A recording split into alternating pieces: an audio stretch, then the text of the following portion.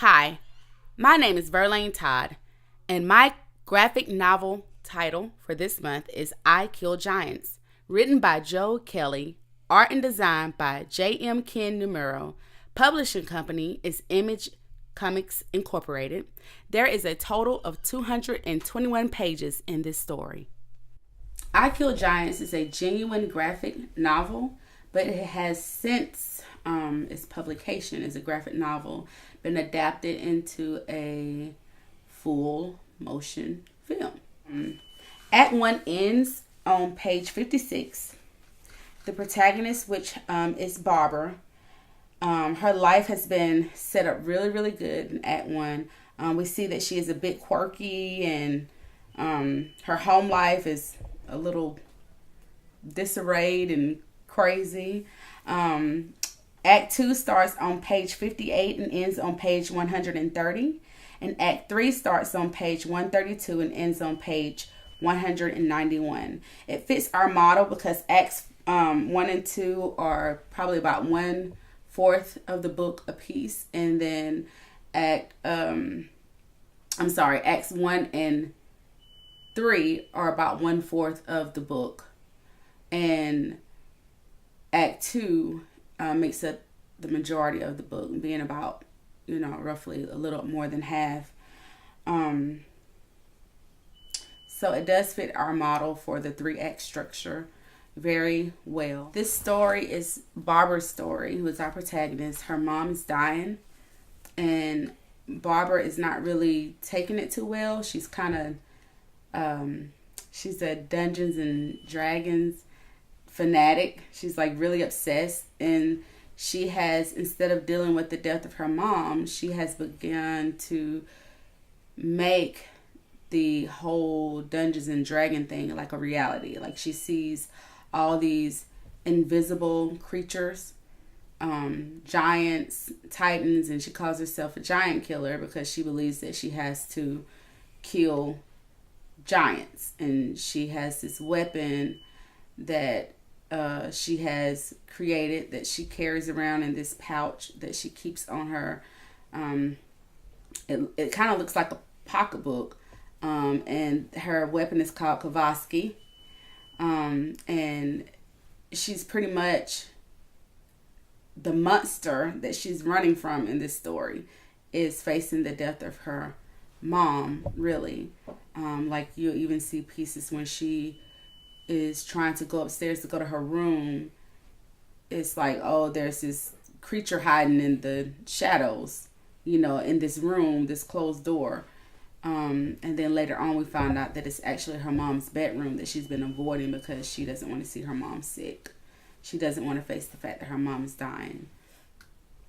In Act 1, it sets it up where she's being bullied at school really, really bad, because she's so weird and quirky.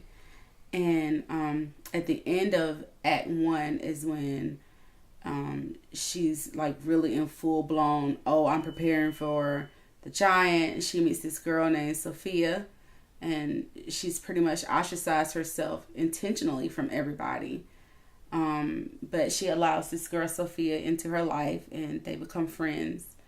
And going into Act 2 is when the bullying has just really intensified, and there's a lot of fighting between her and this girl named Taylor, where Taylor is beating her up on a regular basis and trying to find information out about her to hurt her. And at the end of Act 2 is she's having a big brawl with Taylor again, and the giant appears. And in the story, it looks like everyone sees the giant, and they're like, oh my gosh, what is this? But then towards the end of the story, it's being described as a tornado. But to Barbara and to Sophia, they call it the giant. But apparently she's trying to protect her mom from the giant. She thinks that the giant is coming to take her mom. But the giant tells her, after she defeats the giant doesn't leave. It stays, and it tells her that it came for her. is going to take her. And the giant snatches her and goes into the water with her. And so everybody thinks that, she's missing. She just got snatched up by the tornado. And, they're looking for her, hoping that they can find her alive. And then out of nowhere, Barbara just pops. She just comes busting back through the door, which is really cool. And she comes back with a new sense of strength and courage, because now she's looking at the situation. That was what the giant told her when he took her underwater, is that you need to stop, trying to avoid death. To have life, there's to have death. And to have death is to have life. And that you need to look at this. You need to embrace it. And he challenges her and asks her, will she look at it? And she says yes. And then he lets her go. And she comes back home. And the first thing she does is go see her mom. And she begins to spend as much time with her as possible until her mom finally passes away at the end. And the last image is of the giant coming up out the water to check on her. And she's telling the giant, I'm okay. I'm a lot stronger than what I thought. And then the giant goes back into the water and she gets back in her bed and lay down and go to sleep. And then she says, we're much stronger than we thought. She's telling the giant that her family is going to be okay, even after the death of her mother. So it was a really touching story. I really liked it. I felt like the resolution really met with all the challenges that she had. And the Buller Taylor is, put to shame because she's terrified of Barbara. And Barbara tells her, hey, there's no more bullying. You're not going to be hitting anybody. And Taylor just kind of cowers onto the ground in front of her or whatever. She really evolves. She really evolves, and she begins to let people in, and, she's getting closer to her family and everything. When before she was just always just so rude and sarcastic and obnoxious, and she just pushed everybody away. And she was always going to the principal's office. She slapped her counselor, just, saying mean things to her teachers and coaches and stuff. Like, she was just always getting sent to detention. So she truly evolved throughout the story, and I think it had a really, really nice character arc, which Barbara was the only one that I really saw have a character arc. Everybody else's character arc, to me, seemed like they revolved around Barbara. They only changed as Barbara was changing. She was the only one that, to me, really had a significant change. I know in the beginning, her sister was just stressed out and always talking about work. Her brothers were just brats and things of Barbara and the things that she would say and things that she would do. Because the way they say that was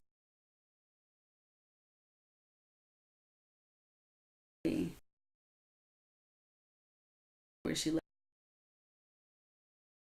When she was fighting Taylor, she punched Sophia, and it kind of hindered their relationship. Sophia was afraid of her because, she was thinking, you are crazy, you're weird, you're always fighting and doing something crazy. And so by the time she had let Sophia in, she was also pushing her away at the same time. So then she was back to being lonely again, and she didn't like it. So we got to see that moment where it feels like all hope is lost, as she just went to the very bottom of life. Like, this is it, I'm going to be alone forever. I don't need anybody, and then she begins to evolve again. The transitions in this story were really, really good. I really enjoyed the way the panels were mapped out and laid out on the page. There wasn't any places where there was a lot of intense closures, so it made it really easy to go from one transition, from one panel to the next. And the ones that were used the most to me were the moment to moment, subject to subject, and what's the other one? Moment to moment, subject to subject, and scene to scene. Those were the three to me that I felt like were used the most as far as the transitioning from panel to panel. If I had to choose one that was used the most, I would say probably subject to subject. As they were interacting with each other, I would say it would probably be the subject to subject. But it was a really easy read. The flow of the story is really good. Each page was just telling you more, telling you more, telling you more. Even if it was just Barbara by herself with her invisible creatures, and building her weapons and preparing her battleground to fight the giant, like it was all pretty much just one just one directional flow. I did not notice any page, one page comic, book scene. I didn't notice that. Like I said, the only thing that I would probably consider to be close to that would be Barbara off with her invisible creatures alone, preparing for, her battle with the giant or the titan. But to me, it was just more of us getting to see a in-depth view of her psyche versus it being like a one-page comic book, scene. I would recommend this book to everybody and anybody. My family, friends, classmates, everybody, because of the content in it. Like, it's really an inspiring piece. We all go through things. We have things that happen in our life where we kind of want to check out or find ways to avoid dealing with it. We all deal with, trauma or hardships in different ways. Some turn to, drugs, alcohol. Others may turn to, extracurricular activity, just anything to keep them busy, to keep their minds off of things. And in her own way, that's pretty much what Barbara was doing. And the giant came to force her to look at it and to tell her, to encourage her that she's stronger than she thinks and that she can do it. And, and she did. And she was better for it in the end. She got to spend a lot of time with her mom before her mom passed away. And it was very special, So this story helped me a lot, even in some of my own personal things that I've been going through. And I think that it can do the same for everyone, who can really, get into it and read it. I think it can kind of encourage you, and you can see bits of your pieces and how you handle different things that you're going through in Barbara. For my classmates, I would say that just the way that the story is laid out, the way that the graphic novel flows, the panels, and all the different things that we've learned in class this month, you can see a lot of that in there. Like, for instance, one of the observations that I had was the faces, like how McLeod talked about the different types of faces, in a comic book and in art itself, and how that transpires over into a comic book. Like, literally from page to page, you can see all these different structures or forms of faces that are used. Some of them, some panels that's really abstract, like, you maybe can't even see their eyes. You just see, like a a circle or whatever facial shape. And then others, you got more detail. So I thought that was pretty cool. I did pick up on that and notice that.